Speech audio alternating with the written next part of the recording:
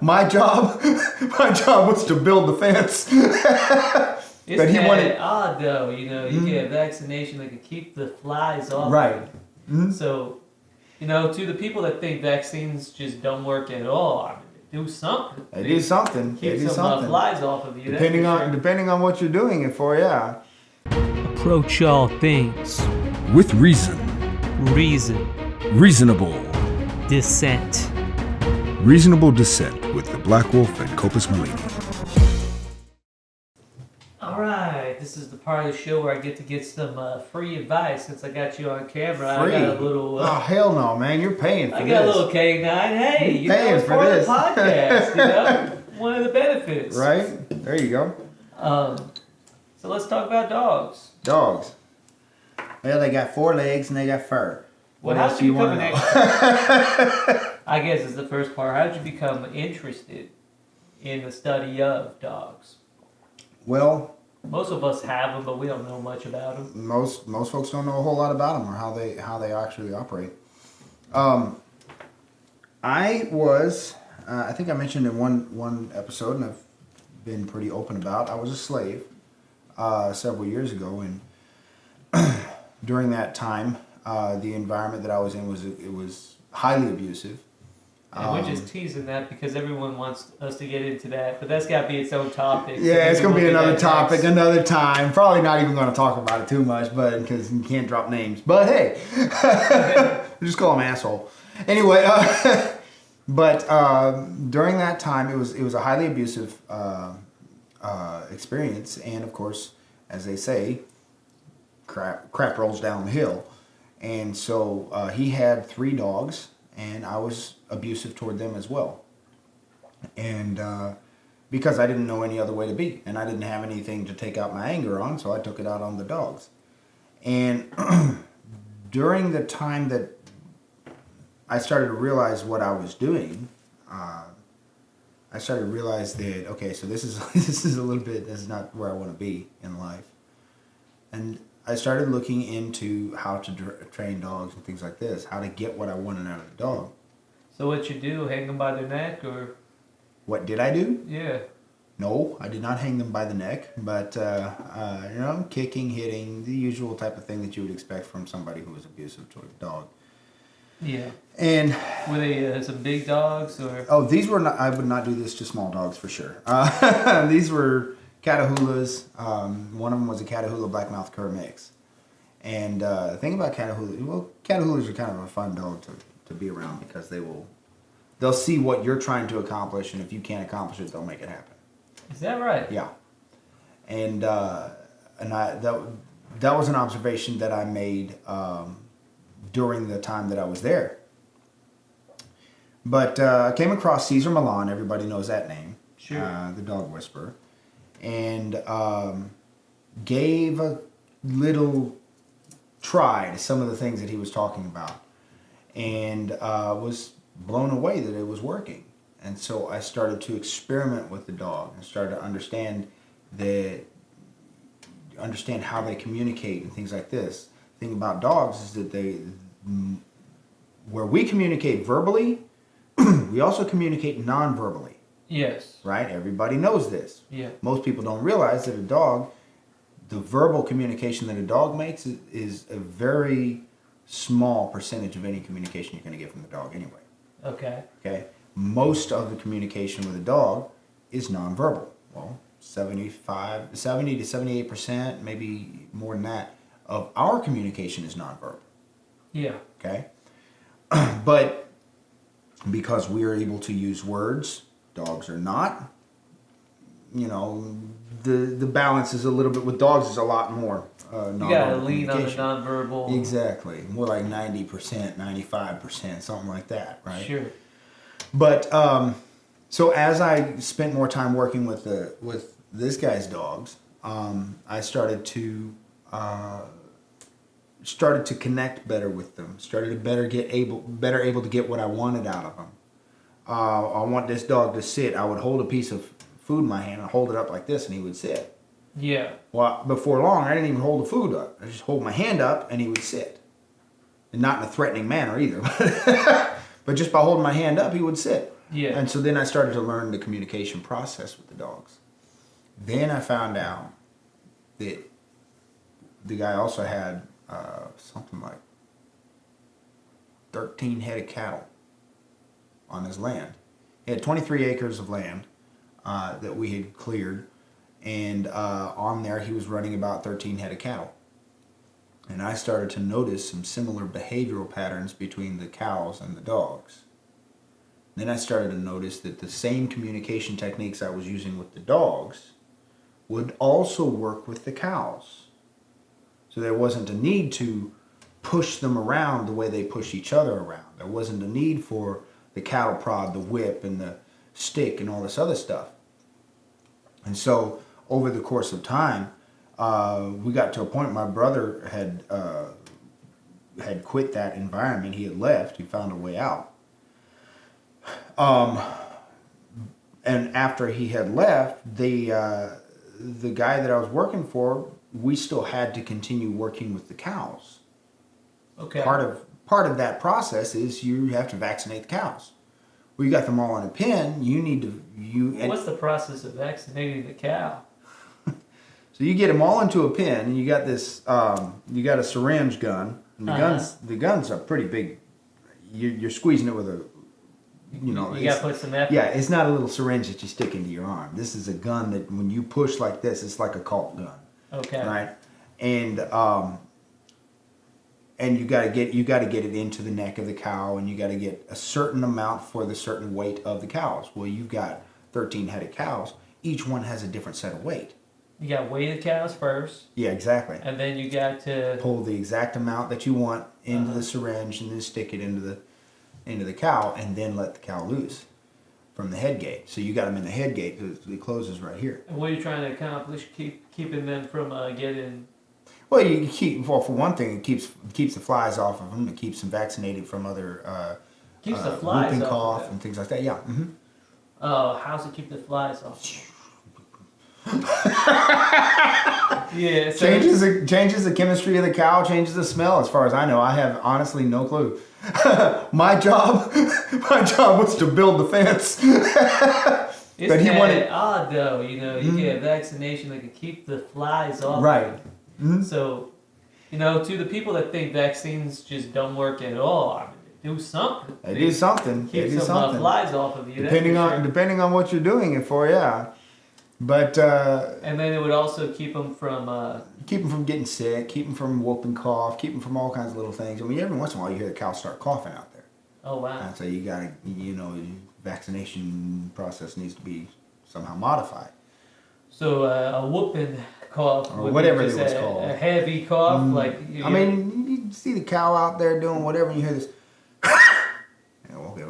Cows are coughing, Oh yeah. Mm-hmm. Can you eat a sick cow? Probably not. God only knows what's in them. Right. I figure if you cook it up good enough. That would be my assumption as well, but with that outbreak of a healthy cow, right? Right, exactly. With that outbreak of E. coli that happened a few years ago, and back in the 90s or something like that, you kind of start to realize some cooking doesn't help. But these were not eating cows. These were beef cows. Oh, these were beef cows. They were brackets. Yeah, about 13 of them. He had about 13 of them. Yeah. And he raised them to eat. Yeah.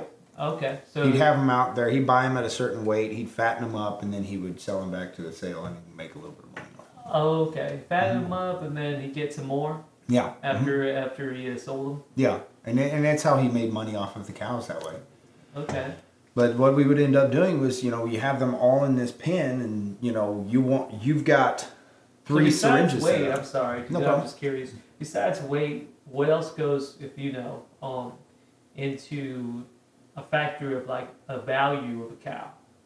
I'm gonna pay top dollar for this cow because it's what weight. he eats. Yeah, well, it's weight. It's not necessarily what he eats, but it's weight, and it's how clean his coat is. Because one of the things about the coat is it will tell you how healthy the cow is.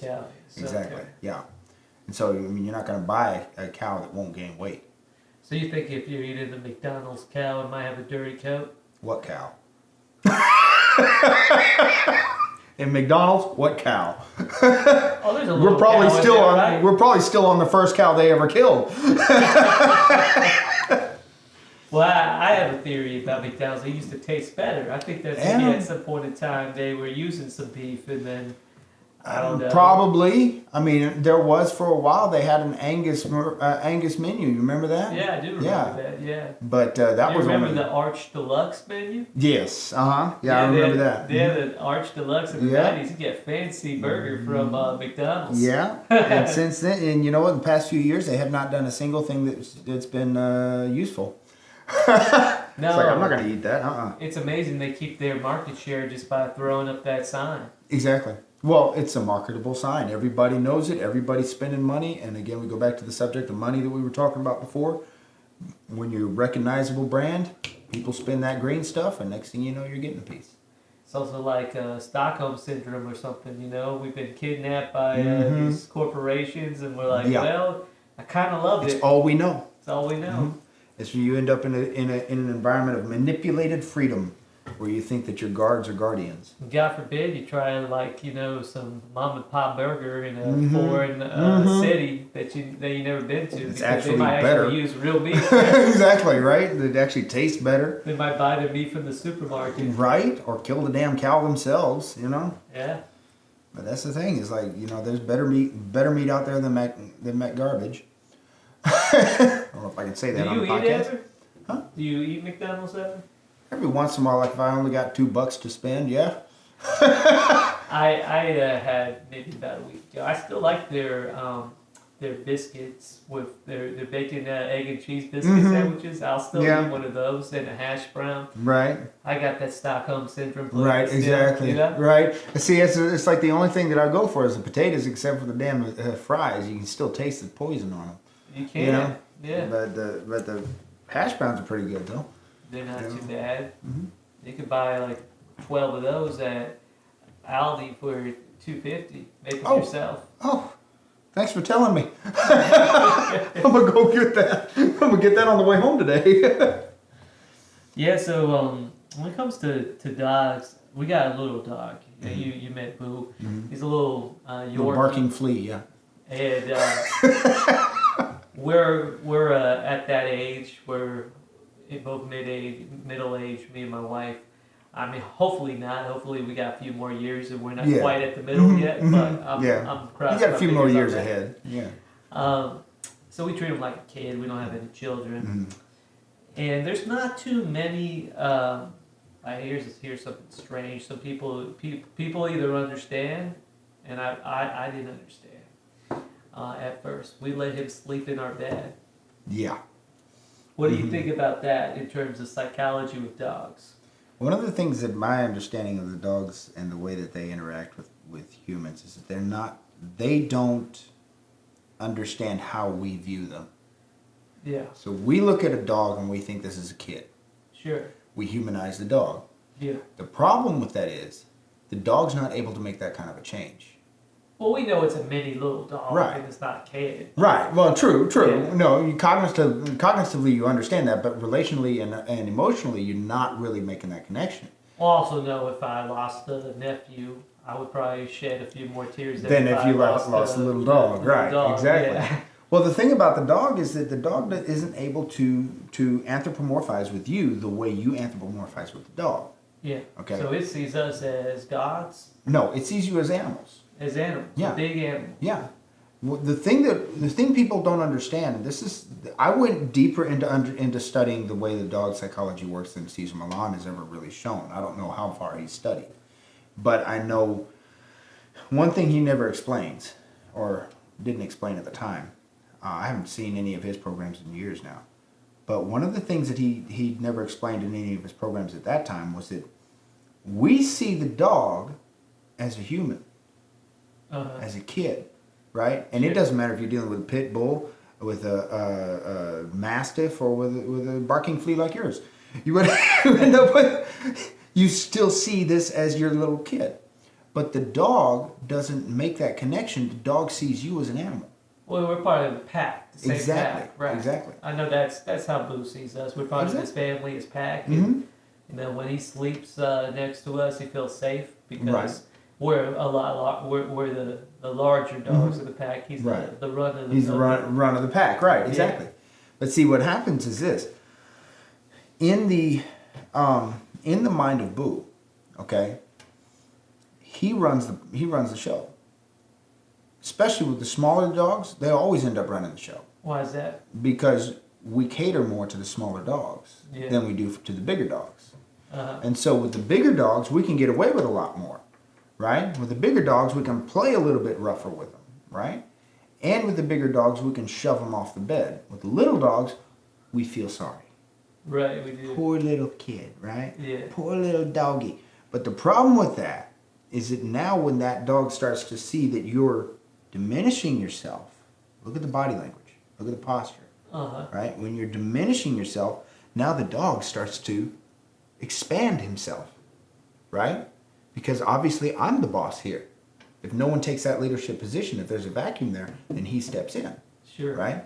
But the way you see me stand always with my chest out like this is something that you see in animal behavior. Okay? Oh yeah, when Boo, if you're petting him, he puts his neck out and he enjoys it. Yeah, and he starts to look down his nose at you. Yep. Right? Yep. You ever notice that posture where he's Yep. looking like this, right? But if you ever watch other dogs, some of the dogs look at you like this, right? Oh, And yeah. they go like that, right? But their nose is down, right? But if their chest is out, they're looking down their nose at you. What ends up happening at this point is that they're in this leadership, this ownership position over you. So they got an ego you just can't break. No, they do. You can break it. You can Yeah. break it. You just got to be the one that they can't break. Yeah. They can't reason and say, yeah, well, you know what, I'm not in charge. But right. Yeah. Right. But in reality, they think they are in charge. Because the thing about the dog, That's all right. I think it's all right for me if Boo thinks he's inside charge. hey, it's cool. I mean, how you want. See, so I did some dog training for a few years, and one of the things that I would do is, But if it what was are a the bigger rules of the dog, house that you want to have? Those Yeah. are the rules I'm going to show you how to enforce. Sure. Right. And so, but one of the things about canine psychology, about animal psychology, is very simple. Very simple. With us, we got all kinds of different things that could be happening to us, from schizophrenia to depression to anxiety. You know, depression and anxiety dogs can experience as well. Projected. Projection, dogs don't do that, Yeah. right? Shame, dogs don't do that. Well, dogs do shame. Yeah, they do a little shame. Yeah, they do, but they don't hide shame behind projection, things like this, right? Yeah. They don't do things like that. They do use loyalty. They do have loyalty. Yeah. They do use aggression to hide fear, to a certain degree, but they don't have a multi-level psychology like we do. Mm-hmm. Their psychology is very simple. It's association. Okay, A leads to B, and that's it. Yeah. And we have the same associative psychology, but the difference is with us, we layer so much stuff on top of it, right, that we end up becoming a more complex creature than the dog does. My favorite characteristic of Bo is he's a trickster. He likes to hide things or position things in a way where I'll trip over them. And then he gets a reaction out of it. He accomplishes a little trick that he played out in his mind. It's not complex. Right. It's not complex, no. But it's fun. But they don't plan. That's the thing. That's the Yeah. interesting thing about dogs. We think they do, but they don't. Oh, They don't plan. Dogs are very simple. The dog wants you to trip. He'll put something in front of you to make you trip. That's a domination technique. Yeah. Okay? He wants you down at a level where he can stand over you. Well, not literally trip over, Right. but like it's usually to initiate a play game. or I a step dominant. on the little squeaky toy. It Right. squeaks. He runs. He He goes grabs at it. And Yeah. And see, a lot of times what happens is they're actually trying to get into a dominancy game with you. Now the thing about animals is animals, including us, they love to play, and Yeah. that play is absolutely necessary. This is part of our developmental psychology as well with kids. Kids have to play. If you don't let them play, then when they grow up, they can end up very dysfunctional. Same thing with dogs. If you don't play with them, they can have a very dysfunctional life with you. Okay. One thing you hear a lot about is dogs like to run inside packs. They enjoy the company of humans, but they also enjoy the company of other dogs. Yeah. And same you could say for humans. We Yeah. like to run in packs. I grew up an only child, so it made me a strange kid, which turned out, all right. Once you get older, you realize, Yeah. this is why I'm the way I am. Right. I was playing games by myself. I need to learn to share. As you get older, you start being able to look at yourself from outside. Yeah. Do you think that there is a right or wrong when it comes to that sort of thing? Like allowing kids or dogs, either or, to play with others? Or do you think it's all right if they develop by themselves? I think it's actually best that they learn to play with others, and the reason for that is sociology, socialization. They have to learn to be able to interact with others. So if you want to talk about kids, kids have a different future than the dog does. Right. Okay, the dog has a future only with you. Yeah. The kid has a future in the real world after you've long clocked out. Sure. Okay, so when it comes to kids, it's absolutely imperative to let them play with others. If you don't do that, then they can't socialize with others. As they get older, they become socially awkward. They get to be the weird ones, the ones nobody wants to talk to. The next thing you know is eating people, and then Jeffrey Dahmer. We got this whole different area of socialization. We're in our late 30s, and we grew up without a phone, and social media really didn't become a thing until post. The devil. Okay. Social media didn't really become a thing until post high school, right? I got my first MySpace account, I think, like a couple of years remember out of high MySpace. school. Yeah. So nowadays, I'm noticing that the kids interact in a different way than we did. Yeah. Although, in my neighborhood, like clockwork, 5 o'clock downstairs, all the kids in the neighborhood are playing together. Yeah. Which is kind of a beautiful thing. Yeah. And kind of a rare thing where I come from. I don't know if that is common out here. Out here, yeah. Yeah. In Houston, yeah. That's one of the things that you see in this place here that usually among poorer families or lower income families, you usually find the kids playing together out in the playing areas and stuff like this. Yeah. And it's a good thing because they get to. One of the things that so when you start talking about income, you start realizing that there's actually two ways to look at the world. There's one which is everything has a price but no value, and the other one is everything has a value and no price. Okay, and so when you have kids who are in the lower income families, they usually value people more than they value things. Yeah. Right? And they value people, and this is where the loyalty grows, right? Sure. And when they value people like that, they become priceless to them. So they have all value but no price. You see? And so now, in today's day and time where everything is about this little black box here, okay? And everything's about Facebook and Instagram and Twitter and all this other stuff, and TikTok and all these other little things, right? Yeah. These really, if you wanted to, in my opinion, if you wanted to raise your kids right, that has to be entertainment only. But what ends up happening is that they can't connect with anybody except through this. Sure. I mean, I thought it was odd when I played video games. Yeah. There was a line. Me and my cousins, we would play, and then, if we were playing Street Fighter, I'd whip his ass, or usually he whipped mine when he was younger. And then, Joey got to come over and get a chance, or Cassandra got to come over and play. Right. We were all in the same room, we're playing on the Super Nintendo or whatever. And now, they got their little microphones, and they're in different playing parts of against the world. a 40-year-old man, from a different part of the world. Yeah. And it's very And they talk to strange. their dads like they're kids. See, that's another thing. So like I know this kid. He's 10 years old. His dad is 47, something like that. He calls his dad bro.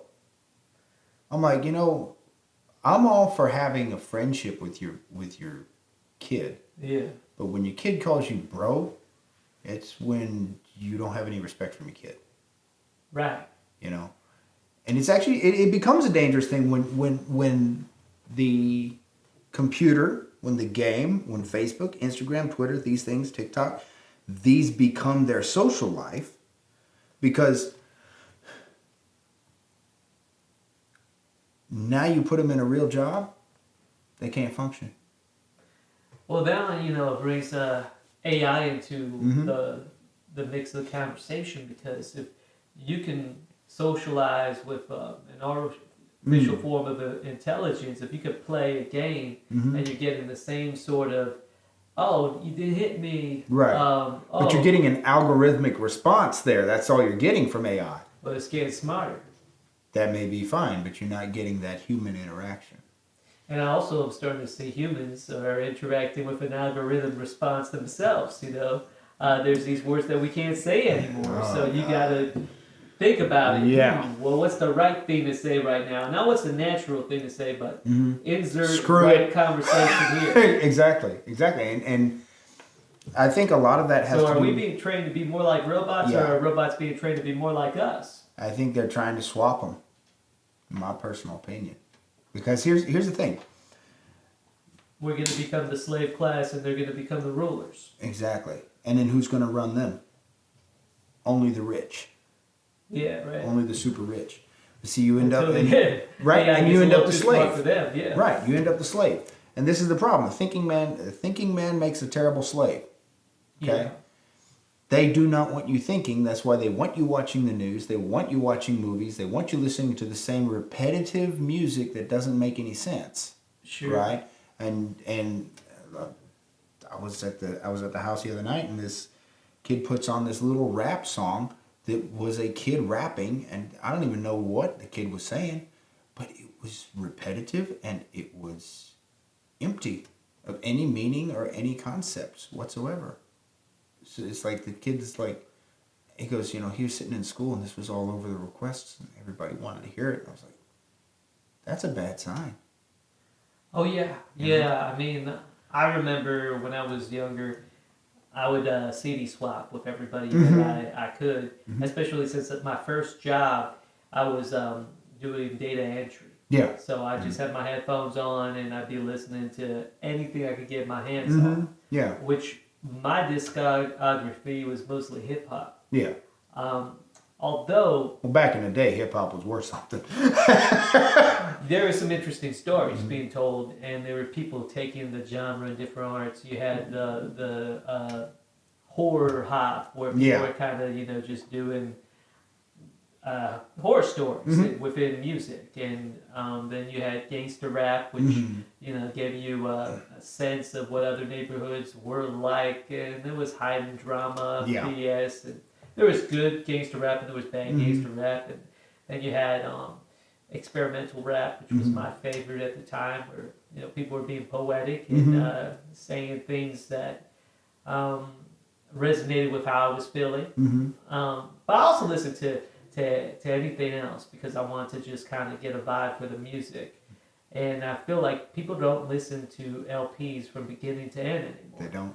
They have these playlists Of specific songs that they want to hear. and songs are getting shorter and shorter. A 3-minute song now is a little bit too long for radio play. It's 2:45 is the average, and before you know it, it's going to be something that you can only play on Instagram, which is 60 minutes or 60 seconds or less until you get to the Instagram TV. Exactly. So our attention spans are shrinking, and the information is getting repetitive. But is there a backlash, do you think? Because you have podcasts where you got Rogan who's doing 4-5-hour podcasts sometimes, and there is most downloaded episodes. Yeah. The longer they get. The longer they get, the more downloads he gets, yeah. And that's the thing, is that people, I think there's a starvation of ideas. And that's one of the things that I wanted to do, one of the reasons I wanted to do a podcast for a year and a half, and then some dipshit with with a beaker tripped in Wuhan. But Yeah. but one of the reasons that I wanted to get into doing podcasts is it gives me an opportunity to discuss ideas and to talk. Which I grew up isolated. I was not allowed to talk to anybody, and so my parents were constantly telling me to shut up. Wouldn't let me speak to them. Wouldn't let me speak to my brother. Didn't even want to hear me. Didn't want to go. I go to church. Not allowed to talk to anybody there. Go to the store. Not allowed to talk to anybody there. Don't get to talk to anybody in the neighborhood. Was homeschooled, open to close, and during that entire time, this is filling up with ideas. Sure. Right, but I can't express them. Right. And because I can't express them, my communication skills suck. My social skills suck, right? Which goes back to why I said earlier about it's highly necessary for these kids to socialize. Oh, yeah. And, here I am. I'm almost 40 years old. I'm 38 years old now. You know? Holy crap, I'm 38 years old. I was 37 for a year. Anyway. But I'm almost 40 years old now, and my social skills, my communication skills, they're finally starting to kick in a little bit, finally starting to develop a little bit. I spent 10 years in sales learning how to do that. Yeah. And this is not something that you want to put on your kids, Yeah, it's interesting. I spent 10 years in sales learning how to become more social, Mm-hmm. and then I got a job where I was paid to be quiet. I became a videographer that worked for lawyers. Yes. And everything was confidential. And right. The less I spoke, the better. So right. I had to, I had to quit. Really, I had to say, hey, it's really not worth it to, maybe make a little bit more money than I was used to, but also being in a world, I guess, where I don't have an opinion, and they're fine with it. In fact, they love it. I'm getting requested because I'm so good at just being the fly on the wall. Exactly. And that's the thing. Is like, you want to be able to, what was it Lao Tzu said? He said, those who know don't speak, and those who speak don't know.